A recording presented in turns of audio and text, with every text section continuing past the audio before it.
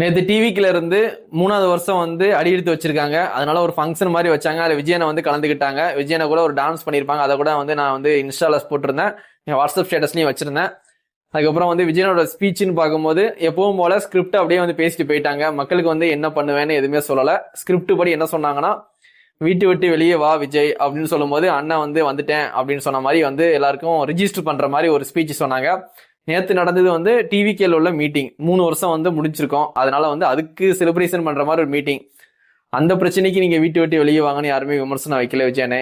என்ன மாதிரி விமர்சனம் வைக்கிறாங்கன்னா, மக்களுக்கு ஏதாவது பிரச்சனைனா ரோட்ல இறங்கி வந்து குரல் கொடுக்கறது, போராடுறது, வந்து பேசணும் அப்படின்னு அந்த மாதிரி டைம்ல வீட்டை விட்டு வெளியே வரணும் அப்படின்னு சொல்லி தான் அவங்க எல்லாருமே பேசுறாங்க. நேத்து வந்தது நீங்க கண்டிப்பா வந்துதான் ஆகணும். ஏன்னா 3 வருஷம் வந்து முடிஞ்சிருக்கு. அதுக்கு வந்து ஒரு விழா வச்சிருக்கீங்க. அதுக்கு நீங்க வந்துதான் ஆகணும். அதுக்கு நீங்க வராம புஷியானது ப்ரோ, ஆதவ் ப்ரோ அனுப்பிச்சு அந்த ஃபங்க்ஷனை நடத்திருந்தா இன்னும் நம்மளை வச்சு செஞ்சிருப்பாங்க.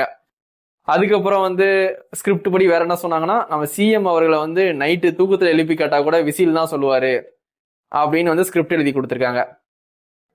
ஸ்கிரிப்ட் எழுதி கொடுக்குறவங்களாம் வந்து நாளைக்கு உங்களுக்கு பிரச்சனைனா ஒருத்தர் தலைமறைவாயிருவான், ஒருத்தர் அங்கிட்டு இங்கிட்டு ஓடி போயிடுவான். நாளைக்கு உங்களுக்கு பிரச்சனை வந்து அவங்க கூட இருக்கவங்க கூட உங்களுக்கு கூட நிக்க மாட்டாங்க.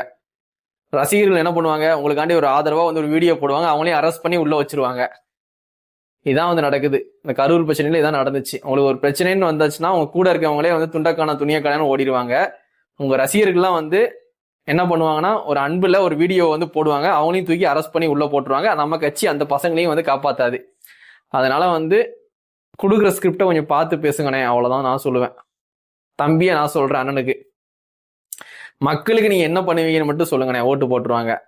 அவங்க தூக்கத்துல எழுப்பி கேட்டாலும் நம்ம பேரை தான் சொல்லுவாங்கன்னு சொல்றது எனக்கெல்லாம் வந்து கரெக்டா தெரியல. எனக்கு இதை பார்த்து வந்து மக்கள் வந்து நம்ம சிஎம்ஏ தூக்கத்துல வந்து விஜயனுக்கு தான் ஓட்டு போடுவார் போல, அப்ப நம்மளும் போய் ஓட்டு போட்டுருவோம் அப்படின்னா இல்ல. நீங்க மக்களுக்கு என்ன பண்ண போறீங்க, இதான் எல்லா மீட்டிங்லயும் நான் எதிர்பார்த்துட்டு இருக்கேன். நீங்க எல்லா மீட்டிங்லயுமே வந்து ஸ்கிரிப்ட் அப்படியே படிச்சுட்டு போறீங்க. ஒரு கதை குட்டி ஸ்டோரி சொல்ற மாதிரி ஒன்னொன்னு இருக்கு.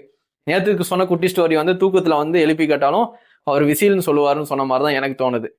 நேற்று ஒரு குட்டி ஸ்டோரி தான். மக்களுக்கு என்ன பண்ணுவீங்க? என்னோட கேள்வி மட்டும் இல்ல, தமிழ்நாடு மக்களோட கேள்வி அதான். இப்ப ஏடிஎம்கே டிஎம்கே பிரச்சாரத்துல வந்து நாங்க இதெல்லாம் பண்ணுவோம்ப்பா அப்படின்னு ஓட்டு கேட்டுட்டு இருக்காங்க.